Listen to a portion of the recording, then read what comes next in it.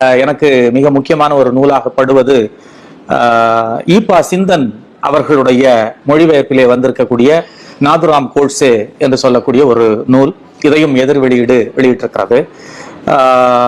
திரேத்தர் ஜா என்று சொல்லக்கூடிய ஒருவர் எழுதிய அந்த நூல் தான் தமிழிலே மொழியாக்கமாகி இருக்கிறது.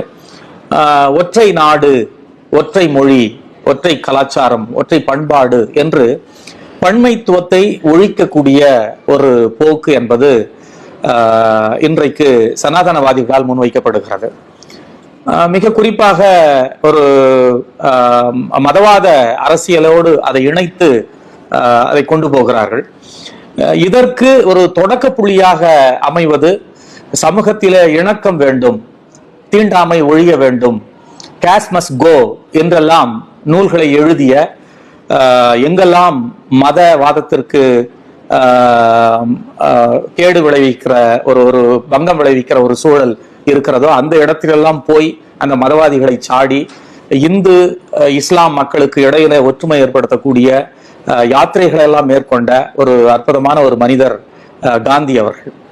அவரை கொன்றதின் மூலமாக இந்த மிக மோசமான வரலாறு என்பது முதல் அத்தியாயமாக தொடங்கி எழுதப்பட்டு இன்றைக்கு ஒரு மாபெரும் ஒரு நூலாக அது விரிகிறது. இது மிக மோசமான ஒரு காலகட்டத்தை நோக்கி இந்தியாவை தள்ளிவிடும். மாபெரும் தலைவர்கள் ஜனநாயக ரீதியாக நினைத்த ஒரு பன்மைத்துவம் நிரம்பிய ஒரு நாடாக இது மிளிர வேண்டும் என்று நினைத்த அந்த கனவுகள் எல்லாம் சிதைந்து விடும் என்கின்ற ஒரு பதைபதைப்பு நமக்கு இருக்கிறது.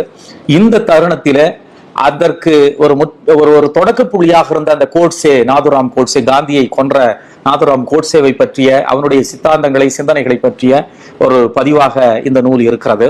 இந்த நூலை நான் என்னுடைய பரிந்துரையாக சொல்ல விரும்புகிறேன்.